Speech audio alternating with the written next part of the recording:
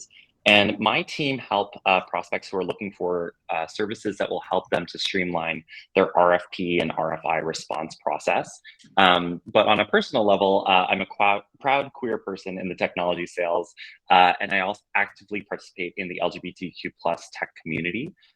Currently, I'm also the co-chair of our employee resource group here at Loopio with Beth. And the thing that I wanted to get out of this presentation today was, especially in a leadership role, what are some things that I'm doing in terms of making that inclusive workspace, as well as coaching candidates externally about what to look for. So we do want to have everyone to take some active takeaways today. And with that, I will pass it over to Suneil. Hey everyone, my name is Suneil and I work as a data science lead here at Loopio. I moved to Canada a couple of years ago, and back home, although everything was fine in terms of, there was no real physical threats of any kind, but there was still this kind of, a social pressure to conform to a lot of heteronormative agendas. So I moved here to Canada with my partner, and although everything was amazing, like the social freedom that we got here it was just dizzying. But on the flip side, we had to sort of hit refresh on our careers. But it's been great. And after a couple of years of working with other organizations, I started working at Loopio as a data science lead in 2020, and I've been loving it so far. The atmosphere and the welcome, the inclusion that I feel over here, it's amazing. And I would love to hear from you what you are looking for in your next workplace. And I'd love to share some tips from my side in terms of, what I found to be very indicative of a strong and accepting culture. So that's about me. Beth, back over to you. Thanks, Suneil. And again, my name is Beth Beese, and I've been with Loopio just shy of a year, but am very proud to be, as James mentioned, co-chair of our LGBTQ ERG here at Loopio. And we'll talk a little bit about some of the things, again, that y'all hopefully can use in real life, tips or tricks to take with you after this session. But, one of the things that I did before joining Loopio was actually reach out to somebody that previously worked at Loopio, but was no longer a current employee, because I was really curious about how somebody who no longer worked at the organization kind of felt about the company. And I got to tell you, it was really surprising and delightful to hear the really positive feedback and the accolades that individual shared with me, not just about the company itself, but also, again, about the culture and the really community that we have here at Loopio. So that was really the icing on the cake for me. And so I am also very proud to be a Looper, very excited to be here with y'all and share a little bit of our experiences. And again, hopefully give you some tips and tricks as you are out there looking for maybe your next professional home. So James, I think I'm going to hand it over to you to talk a little bit about identity. Yeah, so we wanted to preface this conversation by saying, today, we're talking about one specific topic of identifying green flags, and each of us in terms of our identities have different social, different political, and different models of discrimination and privilege. So, you can't just identify one person by one specific identity trait. It's all intersectional. There can be, for example, not identifying with just one specific identity, but you could be a person of color who is a parent who has a disability, and all of those things will make your experience unique. And so we wanted to be kind of aware of this as we start off the conversation by saying, there is a lot of aspects that go into people's identity, and these green flags are going to be helpful for navigating a number of those things, but they won't be completely, exhaustive of everyone's identity that's on this call. So with that, we're going to head into what is a green flag. Let's go to some definitions. Awesome, thanks. So just like your chosen family, right? We talk a lot about in the queer community, our chosen family as compared to our biological family. And, I think that that's a really nice way to compare what our work life and our professional family really is. Ideally, we all have a little bit of choice in that. And so being able to kind of exercise, what a hiring, our choice and our analysis of what a hiring company has to offer to us from a professional as well as from a personal standpoint. I think that's really important. And again, really what we're here today to talk about. So very simply, a green flag is an indication that a company is going to have an LGBTQ plus friendly culture and employee policies. And so that is going to fulfill you from your personal identity as you are part of that professional community.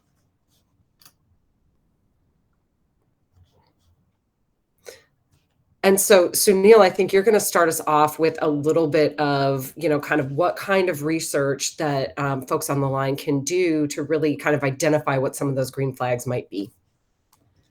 Right. Thanks, Beth. I think for just to set the context, I think it's necessary for us to emphasize that, green flags shouldn't really serve as a kind of checkbox for us. It needs to be evaluated throughout the interview process that you'll engage with an organization.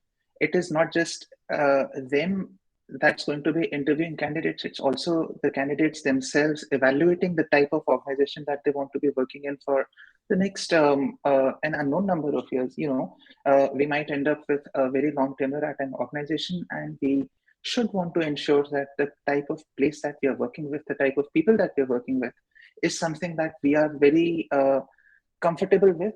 It is something that we've kind of reasoned out for ourselves. And of course, I do want to acknowledge also the fact that sometimes it is a privilege to be in that kind of position where we can evaluate our options and take decisions that are not solely based in financial concerns. So just to kick us off, I think a good way to think about red flags is how we can think about its opposite. Think about red flags. The presence of, for example, exclusionary terms on the website, on their social media presence, the type of content that the leaders at an organization are engaging with and amplifying. I think for a lot of us here in the meeting, these type of red flags can be quite problematic. But also, I think it depends on each one of us, our personal, I should say, circumstances would dictate a lot of how we would want to engage with an organization that has a certain type of red flags. Just the same way that, the way we choose to deal with individuals in our own circumstances would be very different. And sometimes for some of us, certain red flags might be extremely, just a total showstopper. You just cannot proceed with an individual or an organization that has so and so red flags. This is something that we need to keep in mind as we proceed with the different processes. Also, I think just as we mentioned a bit earlier in the slides, intersectionality is a very useful lens, even when we are considering red flags.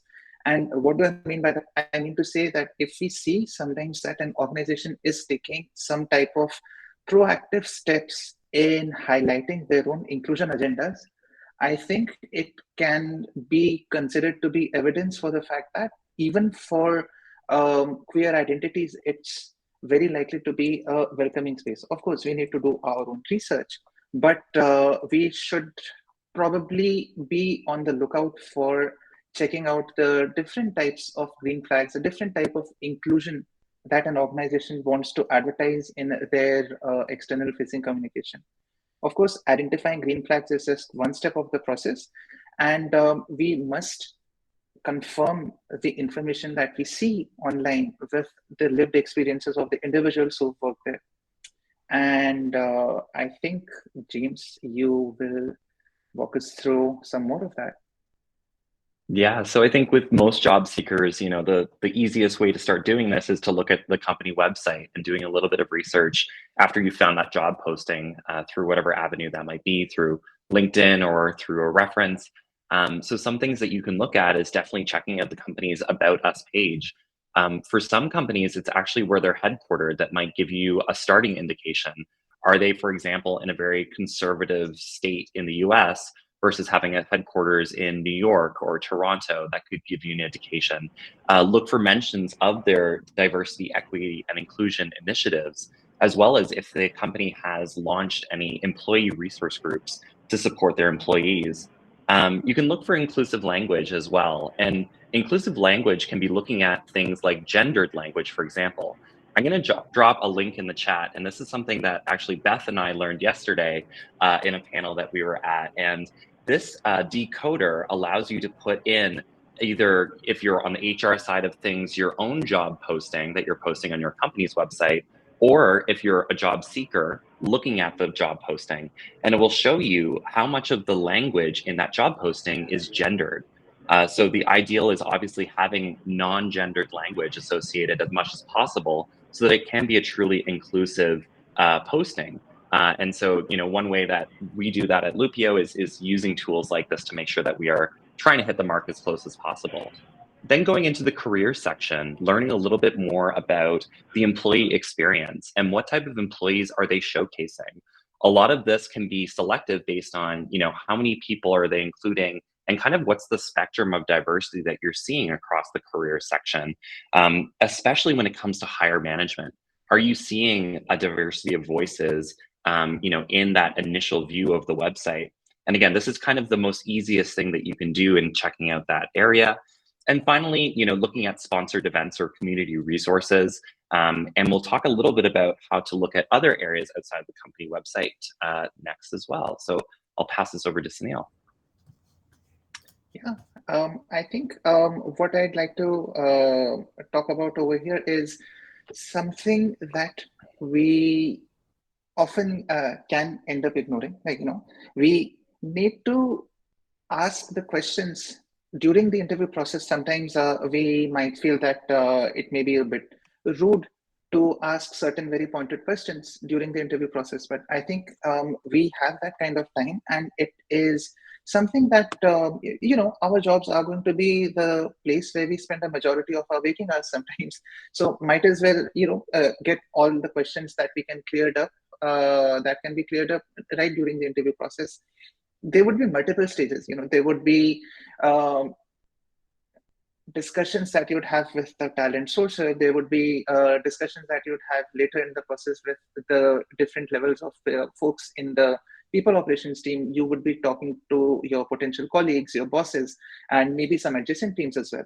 I think at different stages in the process, it could be useful for us to continue checking in with our gut instinct, but also making sure that whatever questions that we have in our mind, we are able to articulate them. If we feel comfortable in articulating them, if we do not, that's a red flag right there. But if you do feel comfortable, and if you think that the folks that you are talking to at that point in time, if they are able to give us a coherent, cogent response and point us in the direction of any policy, that's, I think, a great green flag right there. Also, in terms of the different job boards that exist out there, take a look at Glassdoor reviews. I think that's a solid place where you can get pretty much unbiased views about the company. Of course, there could be a lot of details that people talk about there, only about the interview process and so on. But just going through the different types of reviews that you see, people often also tend to highlight the amazing positives that you get about a particular company. Take a look at the company's social media pages. Now, again, you'll observe that certain types of organizations will tend to have a very different social media persona as compared to some other organizations. I'm not going to take names over here, but you can imagine that companies with a certain type of demographic makeup, smaller companies, would tend to have a far more active and engaged social media presence. And I think the type of engagement that you see over there, not just on LinkedIn, but also on places such as Instagram, sometimes on Twitter, that will show a lot of the values of the companies being acted out through their employees. Also, I think it is important to keep a track of the social media activity of the company's leaders. I think that type of culture building happens a lot top down. in many organizations. And so if you can kind of see how the big shots in a particular organization tend to engage with different types of content online, I think it's a great point that we can observe in terms of how you can expect the type of interactions in that organization to be. And on LinkedIn, just reach out to maybe current employees, maybe former employees, maybe the teammates that you'll be potentially working with, and engage them in a conversation. Maybe right from there, you can get a lot of very interesting information, not just in terms of what they're saying, but also in terms of sometimes what they're not saying. Those type of interactions are a solid point of information for us in being able to evaluate how we think the organization is going to be. Also, if it is a larger organization, I'd say take a look at their annual reports, take a look at their investor presentations. They are all usually present in the investor relations parts of their website. Many organizations tend to emphasize their DEI, diversity, equity, and inclusion efforts right there in those documents. Take a look at websites such as maybe the Y Combinator news section or Wired or TechCrunch. And if it's Canadian companies that you're looking at, maybe Financial Post and Globe and Mail Finance as well, you will see that a lot of these type of issues sometimes do not get a lot of headlines, but they tend to be present in, if you dig into articles a bit, you'll find a lot of very interesting information over there. So yeah, I think these are just some points about how you can assess an organization. But I think what is also important for all of us is to have a better understanding of ourselves too. What are our own non-negotiables? So if you'd like, we can take a couple moments to think about our own non-negotiables in terms of what are the things that you absolutely must have. And if a certain thing is present in an organization or in an interview situation, that would act as a total red flag that no matter how good the job offer is, no matter how lucrative it is, you will absolutely not accept it. So maybe let's take a moment or two to just write it down, because by articulating these things, putting them down on pen and paper, I think it's very useful in really consolidating our thoughts. So yeah. I love that, Suneil. I think that's a really good idea. And if anybody feels comfortable, please share in the chat, because I think that's also, ideally a safe space for us here, but to share some of those thoughts and ideas so that we can be thinking a little bit more holistically, or maybe even a little bit more specifically about these aspects as we're out there, looking for new opportunities or going through interview process. I think the other thing that I wanted to chime in with after James and Suneil provided all that context and suggestions of ways to look for green flags, I think the comment that I would make is, as JB mentioned, we were just in a training and yesterday talking more about diversity and inclusion in the workplace as part of our ERG co-chair, responsibilities, and really trying to continue to foster and advance that at our company. It's actually probably for me a red flag if you can't find any of this stuff anywhere. When you are looking at a potential employer, it is so prevalent in today's culture and community that you should really not have to look hard to find some of this kind of content.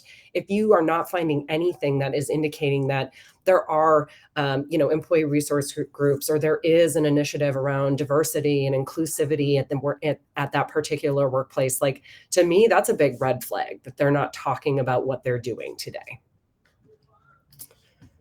And that's a perfect segue to say we love talking about what we're doing at Loopio, and we're very proud about it. So certainly, part of that is sponsoring events like the Careers Fair here with Queer Tech, and we do a number of events with them, over the course of the year, and look for other opportunities as well to support and be part of the community. And as externally as well as internally, things like having genderless restrooms in our office space, encouraging our colleagues to use pronouns as part of their, online personas. It's really something that we take very seriously. And as I think all three of us have said, really factored into our decision-making process in joining the team here at Loopio. So a little bit more about what we do here at Loopio. James, I'm going to hand it over to you to walk through from your perspective as a people manager, kind of how important that is for us. Yeah, I think, the thing that helps Loopio, in terms of our DEI initiatives is one, collecting that information. So kind of getting the buy-in across the company. And that's a lot of it, from our people operations team who is here supporting us in the webinar, which is awesome, all the way up to our founder level of making sure that these are important areas for the organization. But, first, the step is collecting that type of information. And then I posted the link in the chat, making that publicly accessible so that your talent team can access a diversity of voices when you are looking for that talent. And at the end of the day, Loopio and many other companies who are sponsors of today's events believe that diversity is our strength, and that's the way that we're going to have that competitive, differentiation across our organization. So I just wanted to point out a couple of the things that we were doing internally, and these could also be some green flags that you can kind of check out. So some of them being, reviewing our hiring practices, looking for language around inclusivity, presenting our pronouns to candidates when they are at the very first stage of their job interview, and asking if they would be comfortable to share what theirs are so that we can replicate that experience as a candidate speaks to other people within the organization. We share monthly learning and unlearning resources. Beth and I collaborated recently on Trans Day of Visibility, which was late last month. And so these are opportunities to educate the employee base of different areas that are important in terms of DEI initiatives. Anti-racism training for all loopers, as well as specific training around leadership for managers. And then, of course, why we're here today, partnering with great organizations that help us in the continuous learning area, and having that be accessible for people throughout the company. So, although Beth and I are co-chairs of our ERG, these are some different nonprofits that we can partner with that are accessible and provide resources for our larger employee base. We talked about our DEI survey and how we publish those results annually, and then how we support the 4 different ERG groups. So again, I think when you're the context of, great, this is great for Loopio, but in terms of the people that are here today, I think asking questions around, the specific DEI initiatives that are either already actively in flight, or because a lot of this is, for some organizations, a bit of a newer venture. What are some things that are being forecasted in terms of their development, and what are some things and programs that they're looking to kind of jump off the road as well? So those are some definite questions that you can lean into in your job search. Just putting in the chat, James, that's a really good point. And maybe that identifies an opportunity for folks to get involved on their in some of those, kind of budding programs within an organization that they're looking to join. Again, that was something that I was really excited to be able to be part of here at Loopio, and really, the inauguration of our ERGs as part of our growing DEI initiatives here. So I love to know that that's part of our culture, but also love to be able to be part of that in advancing it. So as expected, we did not leave a ton of time after running through all this material for too much Q&A, but I do want to obviously make mention, we have a wonderful group of folks that are in our virtual booth here at the Careers Fair. So please stop by.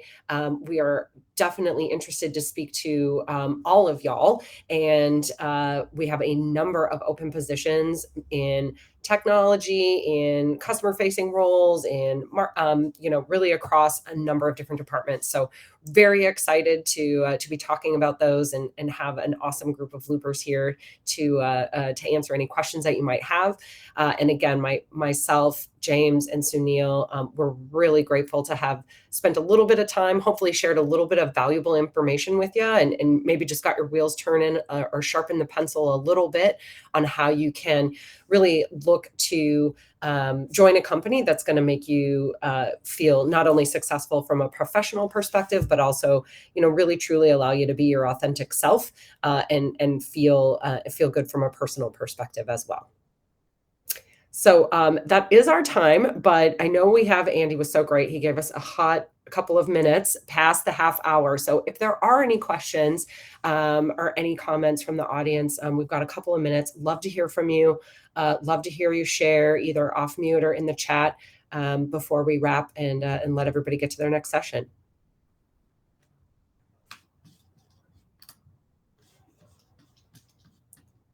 All right. Silence means we knocked it out of the park, guys. They have no questions. It was a perfect presentation.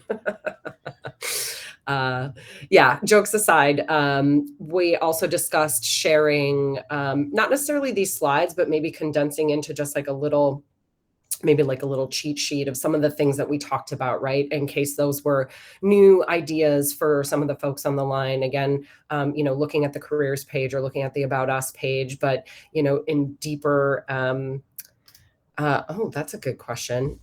What do we recommend all candidates ask in an interview?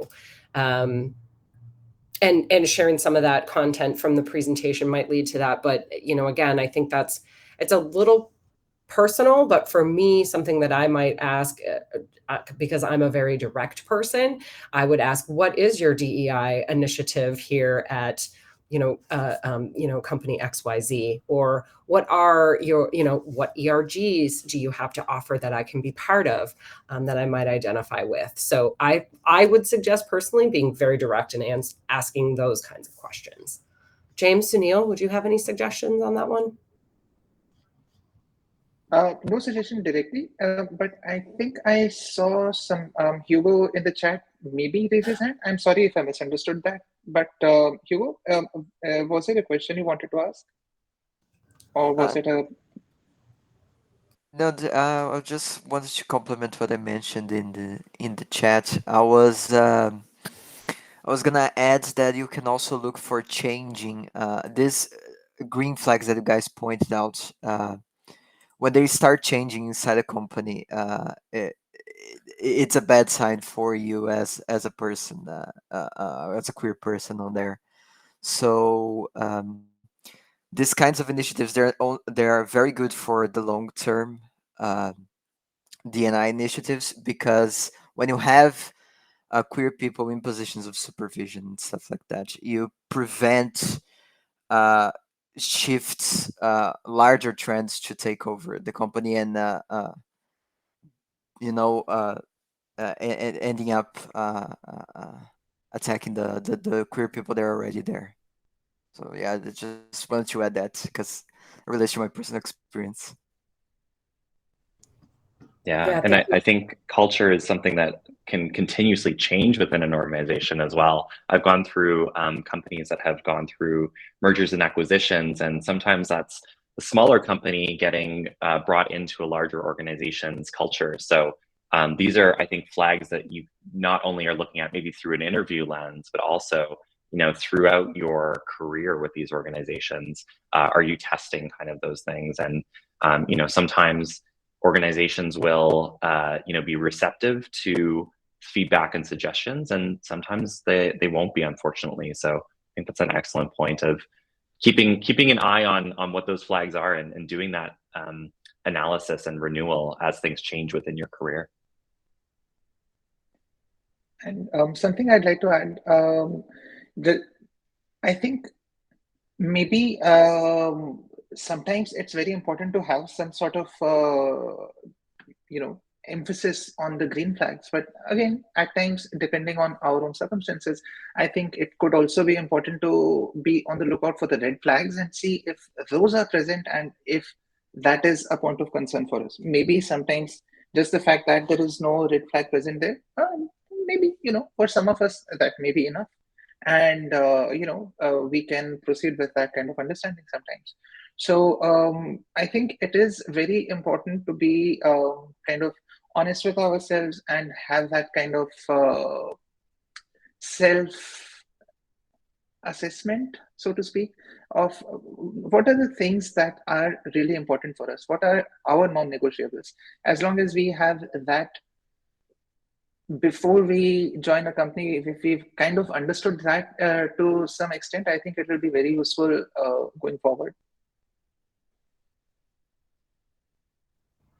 Yeah, excellent point. Thanks, Suneil. And thanks, Hugo, for chiming in. Love to hear another voice out there. So again, thank you so much, y'all, for spending a little bit of time with us. We hope it was interesting and a little bit helpful as you continue to look at where your new professional home might be. As I was saying, we will definitely share out, if we can, through the folks at Queer Tech, maybe just a little kind of cheat sheet of some of the things we talked about in the deck and as part of this conversation, so that you can take that forward with you and hopefully use it to help find your new professional home. And finally, last but not least, don't forget to stop by our virtual booth. As I was saying, we have a lot of open positions across a number of different departments. So that was a big driver as well for us participating in the careers fair today. So really looking forward to seeing some of those faces in the booth over the course of the rest of the afternoon. Thanks, everyone. Thank you. Bye-bye. Thanks, everybody. Bye for now.